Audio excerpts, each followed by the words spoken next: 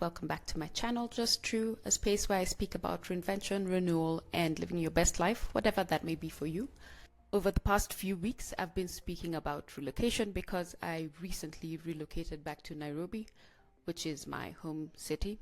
And today I'd like to speak on 3 particular things that I have thought about during this time based on questions and comments I've received that haven't really been addressed before and are very important for one to know prior to relocating or once they have relocated to the city.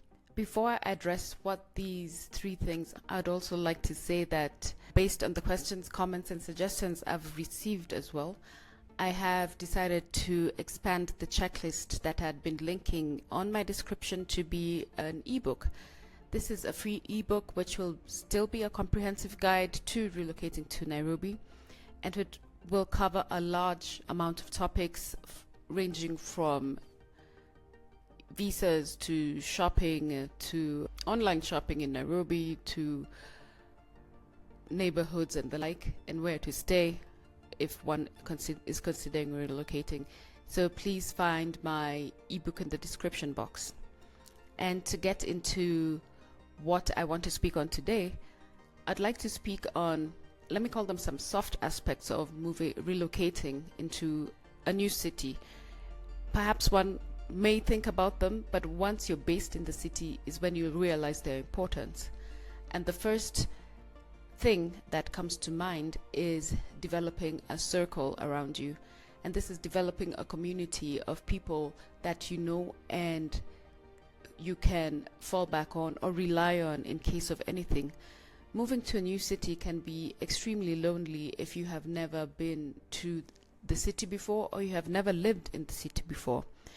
If you move to a new city and you are looking to work in that city, perhaps this can be a good place to begin building your circle. But if you're not working, it can be a challenge for you.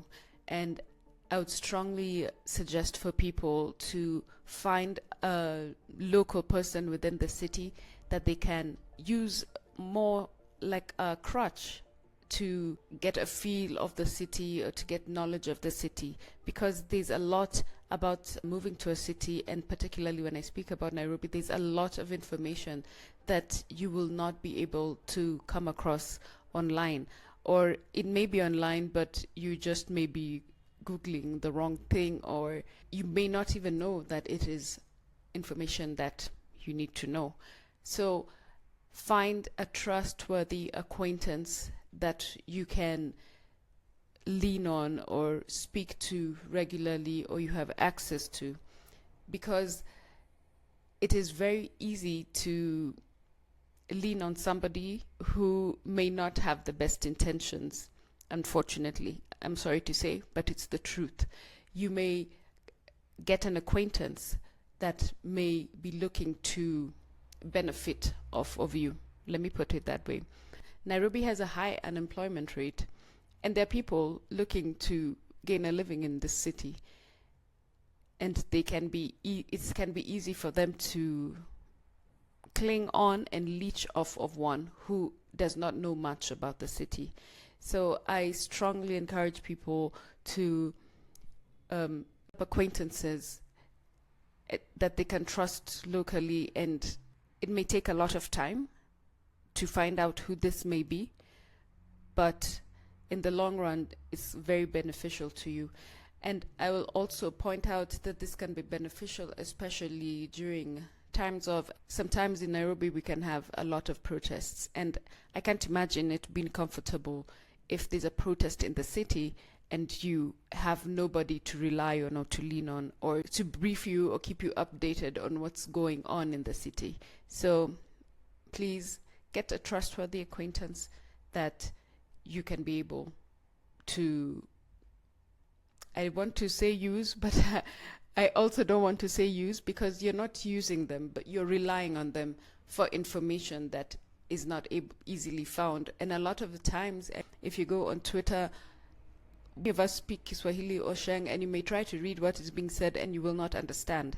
So this is where having a local acquaintance comes into play. It is very crucial for you.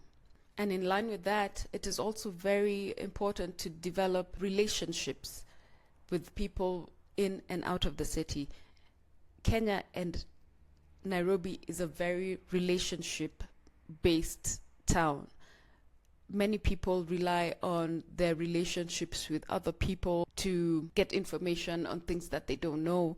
For example, if you're looking to purchase something from a section of the town that you don't well know, it's highly unlikely that you'll just go there blindly. At times you could, but many people like to ask around from friends and family if they know of a certain area and if they can go together or if they can come up with suggestions before they go to that area.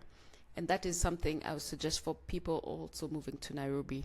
Develop a circle of friends in a community that you can rely on and move around with, or you can refer to if you need information, because you may come up to people, or you may come up with information that may be top in the search results, but that doesn't mean it's the best option for you.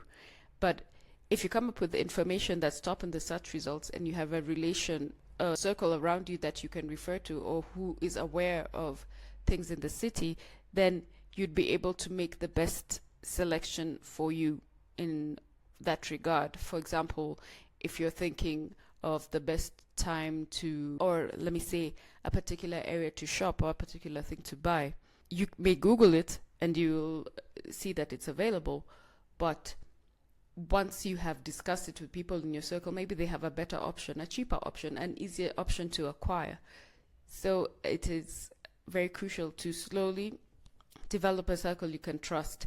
For many people in Nairobi who are locals, this is their family, this is their friends that they've been to school with, and they already know all of these things innately, just as one would in whatever city they're from. They grew up there.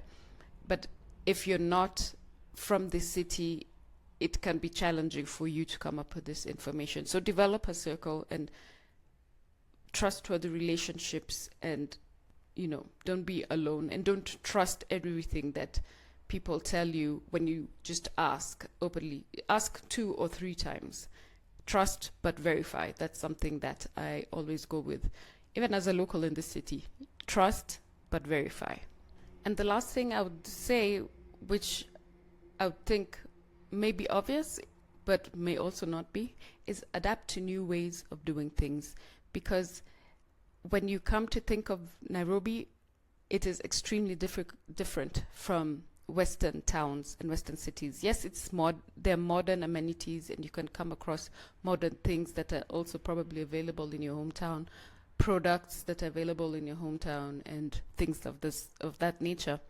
But if you want to live comfortably, let's say you're on a tight budget and you want to live comfortably for the long term, try and adapt to the way people are doing things here and how people live here. Because trying to live exactly as you were living in your home country can be not cost friendly. It's probably not cost friendly, because many of the things abroad, let's say if you're buying produce or products in supermarkets and the like, they're highly processed, but given the large population you have and their buying power abroad, they buy them regularly and those things are cheap. But when you come to Nairobi, you'll realize the price of the produce or of the product that you want to buy, though it's similar to what you have abroad, is so expensive. But if you'd ask a local, they'll tell you, oh, well, I never buy that, because they never do. But they use alternative options and they purchase alternative things that work well. So adapt while living in the city, and that way it can be more pocket friendly for you if you're having a challenge with that. Those are the 3 things that I wanted to speak about today, and all of them based off of comments, suggestions, and questions I've received based on the past few videos I've done on relocation. And also based on those suggestions, I have come up with a comprehensive ebook that you can download in the description box, which covers a variety of things. It's much more comprehensive than the checklist that I had provided earlier, and that's the ebook I'm going to be linking now on in the videos regarding relocation anyway. Thank you for watching. If anybody has any additional ideas or suggestions that may be able to help people who have relocated into the country, please do so, because we want people to enjoy our city. We enjoy our city. We have challenges in our city, but we still enjoy living here. And that's it for today.